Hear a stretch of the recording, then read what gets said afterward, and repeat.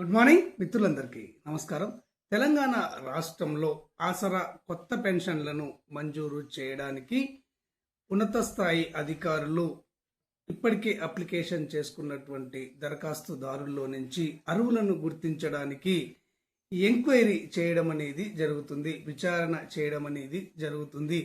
ఈ ఎంక్వైరీ చేసి వెరిఫికేషన్ చేసిన తర్వాత అర్హులను గుర్తించి ప్రభుత్వానికి ఫార్వర్డ్ చేయడం అనేది జరుగుతుంది అని చెప్పేసి మనకు ఉన్నతాధికారుల ద్వారా తెలుస్తుంది. ఈ ఆసరా కొత్త పెన్షన్ల కోసము ఎంక్వైరీ ఎవరెవరిని చేయడం అనేది జరుగుతుంది, ఈ ఎంక్వైరీలో ఏ ఏ వివరాలను అడగడం అనేది జరుగుతుంది, మీ దగ్గర ఏ ఏ సర్టిఫికేట్స్ ఉండాలి, ఎంక్వైరీలో ఏ విధమైనటువంటి సర్టిఫికేట్స్ మీరు చూపెట్టాలి అన్న పూర్తి వివరాలను ఈ వీడియో ద్వారా మీకు తెలియజేస్తాను. ఓకే ఫ్రెండ్స్, ఈ వీడియో మీకు నచ్చినట్లయితే అంతర్నేత్ర ఛానల్ను చూసి వెళ్ళిపోకండి, దయచేసి సబ్స్క్రైబ్ చేసుకోండి. ఇక విషయంలోకి వెళ్ళినట్లయితే తెలంగాణ రాష్ట్ర ప్రభుత్వము ఒక 2 నెలల క్రితము 2 లక్షల కొత్త పెన్షన్లను అర్హులైనటువంటి వారికి ఇస్తాము అని చెప్పేసి శాసనసభలో ప్రకటించడం అనేది జరిగింది. అయితే ఇక్కడ 2 లక్షల కొత్త పెన్షన్లనే మంజూరు చేస్తామని చెప్పారు. అయితే ఈ ఆసరా కొత్త పెన్షన్ల కోసము 15 లక్షల మంది ఎదురు చూడడం అనేది జరుగుతుంది. ఈ 15 లక్షల మందిలో నుంచి 2 లక్షల మందిని అర్హులను ఎంపిక చేయడం అనేది పెద్ద సవాలుగా ప్రభుత్వానికి మారింది. అయితే ఇక్కడ ప్రజాపాలనలో దరఖాస్తు చేసుకున్నటువంటి వారు 12 లక్షల మంది ఉన్నారు. ప్రజాభవన్లో కానివ్వండి, జిల్లా కలెక్టర్ కార్యాలయాల్లో కానివ్వండి, ఎంపీడీఓ కార్యాలయాల్లో కానివ్వండి, మున్సిపల్ కార్యాలయాల్లో కానివ్వండి దరఖాస్తు చేసుకున్నటువంటి వారు మరొక 3 లక్షల మంది ఉన్నారు. ఈ విధంగా 15 లక్షల మంది కొత్త పెన్షన్ల కోసము ఎదురు చూస్తూ ఉన్నారు. అయితే ఈ ప్రజాపాలనలో వచ్చిన దరఖాస్తులన్నింటినీ కూడా ప్రభుత్వం ఆన్లైన్ చేయడం అనేది జరిగింది. ప్రజాభవన్ మరియు కలెక్టర్ కార్యాలయాల ద్వారా వచ్చినటువంటి దరఖాస్తులను కూడా ఆన్లైన్ చేయడం అనేది జరిగింది. ఈ ఆన్లైన్ చేసినటువంటి దరఖాస్తుదారుల్లో నుంచి అర్హులను గుర్తించేందుకు గ్రామీణ ప్రాంతాల్లో ఎంపీడీఓ కార్యాలయం వారు, పట్టణ ప్రాంతాల్లో మున్సిపల్ కార్యాలయాల వాళ్ళు ఇక్కడ దరఖాస్తు చేసుకున్నటువంటి వారి యొక్క వివరాలను బయటికి తీసి వారికి ఫోన్ల ద్వారా కానివ్వండి లేదా డైరెక్ట్గా కానివ్వండి విచారణ చేయడం అనేది జరుగుతుంది. మనము ప్రజాపాలనలో దరఖాస్తు చేసుకున్న సందర్భంలో మన ఫోన్ నెంబర్ను తప్పకుండా మెన్షన్ చేయమని కూడా అందులో అడిగారు. మన ఫోన్ నెంబర్ను వారు తీసుకొని మనకు ఫోన్ చేసి విచారణ చేయడం అనేది కూడా జరుగుతుంది. కొన్ని సందర్భాల్లో ఫోన్ నెంబర్ మెన్షన్ చేయనటువంటి వారి ఇంటికి వెళ్ళి కూడా ఈ పెన్షన్ కోసము అర్హులను ఎంపిక చేయడంలో ఎంక్వైరీ చేయడం అనేది జరుగుతుంది. అయితే ముందుగా ఈ 11 రకాల కేటగిరీ పెన్షన్దారుల్లో వితంతు కేటగిరీని ఎంచుకున్నారు అని చెప్పేసి మనకు తెలుస్తుంది. ఎందుకంటే భర్త చనిపోయినటువంటి వితంతువులు చాలా ఇబ్బందులు పడుతుంటారు కాబట్టి ఈ వితంతు కేటగిరీలో అర్హులను గుర్తించాలి అని చెప్పేసి ప్రభుత్వం ఆదేశించినట్టుగా మనకు తెలుస్తుంది. వితంతువులకు ఫోన్ చేసి మీరు ఆసరా కొత్త పెన్షన్ కోసము దరఖాస్తు చేసుకున్నారా అని విచారణ చేయడం అనేది జరుగుతుంది. వారు అవును అని తెలియజేయగానే మీ భర్త ఎన్ని రోజులు అయింది, ఎన్ని సంవత్సరాలు అయింది చనిపోయి అని చెప్పేసి వారు విచారించడం అనేది జరుగుతుంది. మీ యొక్క భర్త డెత్ సర్టిఫికేట్ ఉందా అని కూడా విచారించడం అనేది జరుగుతుంది. మీకు ఎంతమంది చిన్న పిల్లలు ఉన్నారా లేదా అని కూడా ఎంక్వైరీ చేయడం అనేది జరుగుతుంది. మీరు ఒకసారి వీలుంటే ఎంపీడీఓ కార్యాలయానికి రాగలరు అని వారిని సర్టిఫికేట్లు తీసుకొని రమ్మని తెలియజేయడం అనేది జరుగుతుంది. మున్సిపల్ కార్యాలయాల వాళ్ళు కూడా పట్టణ ప్రాంతాల వారికి ఈ విధమైనటువంటి ఎంక్వైరీని చేసి కమిషనర్ కార్యాలయానికి వచ్చి సర్టిఫికేట్లు చూపించమని అడుగుతున్నారు అని చెప్పేసి మనకు డైరెక్ట్గా మన సబ్స్క్రైబర్లే మనకు ఫోన్ చేసి చెప్పడం అనేది జరిగింది.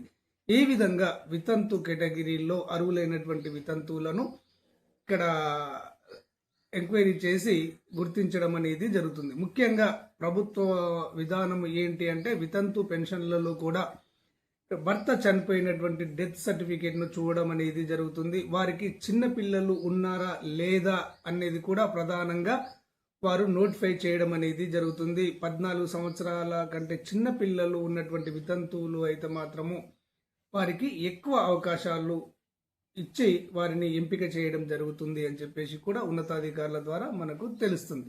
ఈ విధంగా వితంతు పెన్షన్లో అర్హులను సెలెక్ట్ చేయడం అనేది జరుగుతుంది. ఆ తర్వాత నెక్స్ట్ కేటగిరీ వికలాంగుల కేటగిరీ. వికలాంగులు కూడా ఇక్కడ సదరం సర్టిఫికేట్లు, యూడిఐడి కార్డులు తీసుకొని చాలా సంవత్సరాలుగా కొత్త పెన్షన్ల కోసము ఎదురు చూస్తూ ఉన్నారు.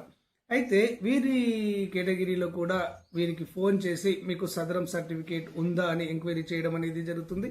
యూడిఐడి కార్డు ఉందా అని కూడా వాళ్ళు విచారించడం అనేది జరుగుతుంది. ఆ తర్వాత మీకు వివాహం జరిగిందా, మీకు పిల్లలు ఉన్నారా, ఎంతమంది పిల్లలు ఉన్నారు అన్నది కూడా విచారణ చేయడం అనేది జరుగుతుంది. వీరిని కూడా ఎంపీడీఓ కార్యాలయానికి వచ్చి ఒకసారి మీరు రాగలిగితే వచ్చి సర్టిఫికేట్స్ చూపించి వెళ్ళండి అని తెలియజేయడం అనేది జరుగుతుంది. మేము రాలేము అన్నటువంటి వారి ఇంటికి ఆ సిబ్బంది వెళ్ళి వాటిని పరిశీలించడం అనేది జరుగుతుంది అని చెప్పేసి మనకు ఉన్నతాధికారుల ద్వారా తెలుస్తుంది.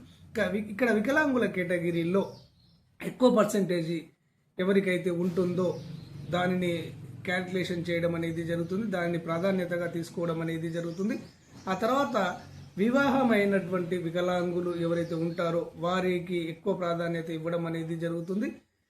చిన్నపిల్లలు ఉన్నటువంటి వికలాంగులు ఎవరైతే ఉంటారో వారికి ఎక్కువ ప్రాధాన్యత ఇవ్వడం జరుగుతుంది అని కూడా మనకు ఉన్నతాధికారుల ద్వారా తెలుస్తుంది.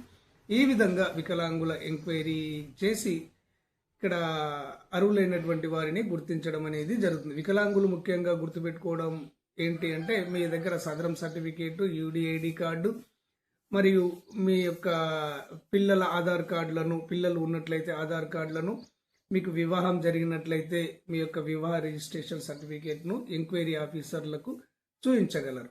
మీకు సదరం సర్టిఫికేట్ ఉన్నట్టయితే ఆ సదరం సర్టిఫికేట్తో పాటుగా మీకు కేంద్ర ప్రభుత్వము యూడిఐడి కార్డును తయారు చేసి ఆన్లైన్లో యూడిఐడి పోర్టల్లో నిక్షిప్తం చేయడం అనేది జరిగింది, పెట్టడం అనేది జరిగింది. మీరు ఆన్లైన్లో యూడిఐడి పోర్టల్లోకి వెళ్ళి మీరు యూడిఐడి కార్డును, ఈ డిజబిలిటీ సర్టిఫికేట్ను మీరు డౌన్లోడ్ చేసుకోండి. ఎందుకంటే ఇప్పుడు సదరం సర్టిఫికేట్ను రద్దు చేశారు. కేంద్ర ప్రభుత్వం ఇచ్చే యూడిఐడి కార్డును, ఈ డిజబిలిటీ సర్టిఫికేట్నే ప్రామాణికంగా తీసుకోవడం అనేది జరుగుతుంది. కాబట్టి తప్పకుండా మీరు యూడిఐడి కార్డును, ఈ డిజబిలిటీ సర్టిఫికేట్ను యూడిఐడి పోర్టల్లో నుంచి డౌన్లోడ్ చేసుకోండి. ఎవరికైతే యూడిఐడి పోర్టల్లోకి వెళ్ళి ఈ యూడిఐడి కార్డు, ఈ డిజబిలిటీ సర్టిఫికేట్ డౌన్లోడ్ చేసుకోవడం రాదో వారు అంతర్నేత్ర ఛానల్ వాట్సాప్ నెంబర్ అయినటువంటి 8121512354 నెంబర్కు వాట్సాప్ చేయండి. మీకు అంతర్నేత్ర ద్వారా సహాయ సహకారాలు అందించడం అనేది జరుగుతుంది.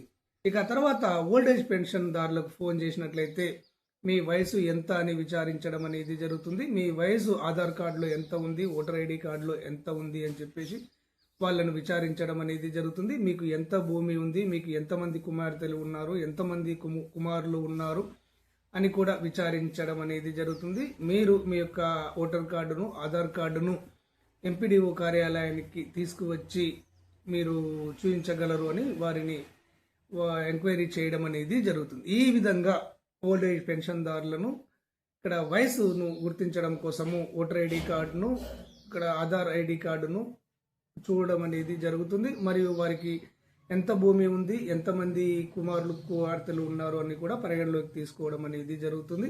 ఈ విధంగా వారిని విచారించి సెలెక్ట్ చేయడం అనేది జరుగుతుంది. ఆ తర్వాత గీత కార్మికులను కానివ్వండి, చేనేత కార్మికులను కానివ్వండి, సేమ్ మీ వయసు ఆధార్ కార్డులో ఎంత ఉంది, ఓటర్ ఐడి కార్డులో ఎంత ఉంది, మీకు ఎంత భూమి ఉంది, ఎంతమంది కుమారులు ఉన్నారు, మీకు గీత కార్మిక సొసైటీలో సభ్యత్వం ఉందా, చేనేత కార్మిక సొసైటీలో సభ్యత్వం ఉందా, ఆ సభ్యత్వం కార్డును తీసుకువచ్చి మీ యొక్క వయసు ధృవీకరణ పత్రాన్ని తీసుకువచ్చి మాకు చూపించండి అని వారికి ఆదేశాలు జారీ చేసి ఎంక్వైరీ చేయడం అనేది జరుగుతుంది. ఏది ఏమైనా కానీ ఈ ఎంక్వైరీ ద్వారా ఈ ఆసరా కొత్త పెన్షన్ల కోసము ఇక్కడ లబ్ధిదారులను ఎంపిక చేస్తారా లేదా మరొక విధానం ద్వారా లబ్ధిదారులను ఎంపిక చేస్తారా అన్నది ఏ విధంగా ఎంపిక చేసినా కానీ వాటి యొక్క వివరాలను ఉన్నది ఉన్నట్టుగా అంతర్నేత్ర ఛానల్ మీకు తెలియజేయడం అనేది జరుగుతుంది. ఈ సమాచారం మీకు వెంటనే తెలియాలి అంటే తప్పకుండా అంతర్నేత్ర ఛానల్ను సబ్స్క్రైబ్ చేసుకోండి.